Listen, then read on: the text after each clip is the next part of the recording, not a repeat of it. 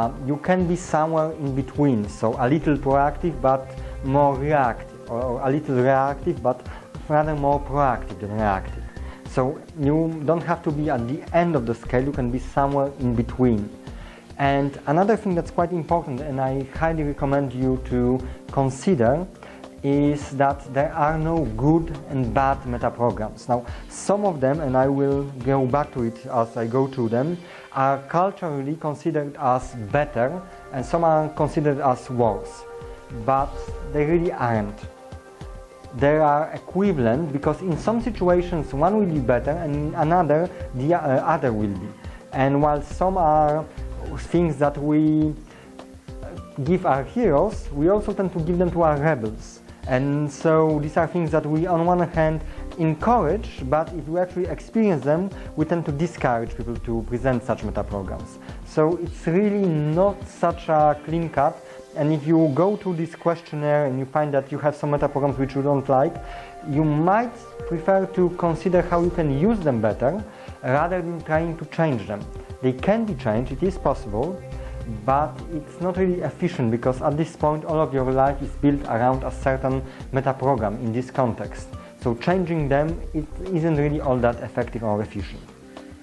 So going through the metaprogram, starting with the structure of motivation, we have proactive and reactive criteria, which isn't exactly a metaprogram but a helpful thing to finding out about metaprograms, towards, from, internal and external authority, and also you have procedures and options, and the attitude to change, so similarities with exception, differences, and the wonderfully named similarities with a difference and an exception, or with an exception and a difference. I always mix those up.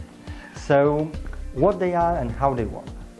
Well, proactive, reactive. A proactive person is a person who tends to take charge and decide and start something. They might not wait for it to finish, but they will start it. So this is the person who will have a lot of ideas, they will try to act on them and actually implement the ideas one after the other, and try to get as much as they can out of their heads and realize them in the real world. An extremely proactive person will be the guy or girl who starts everything and finishes nothing. So they will have this idea, let's start this, you finish this, and this idea, you start this, I'll finish this, and this idea, and this idea, and this.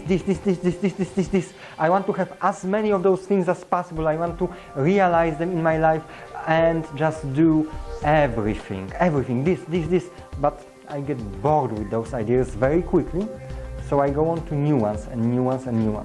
Now this is exciting, this is attractive, and people will tend to find the proactive person as the life of the party because he keeps on having new ideas. He's just so interesting. But actually trying to stay with him for a longer time and seeing that he doesn't actually put those things to work. He has ideas that he just throws away and waits for another idea and another. This is something that will actually make people quite tired of the proactive person in the long run. He is very good as a motivator. He is very good as someone who you put into the group for a short time to have the creative juices flowing. But you do not want him in charge of a project because he will take that project and really just move it around, just have the whole project start here and there. It will be very fluent, very unfocused. He will have 100 new ideas, so he will keep on changing the basis from which the project is built. Now, the reactive person is the opposite. They will wait. That's the proactive person. And the reactive person, well, they go a bit differently. They tend to go okay, let's have a cup of coffee.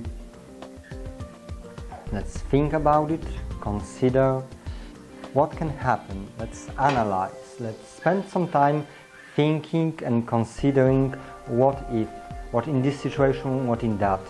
The reactive person wants to be good for starting new things, but you want them on your side when you actually want the things to be finished, or when you want to have the things analyzed whether it's a good idea or bad idea. They will take more time, they will analyze the situation.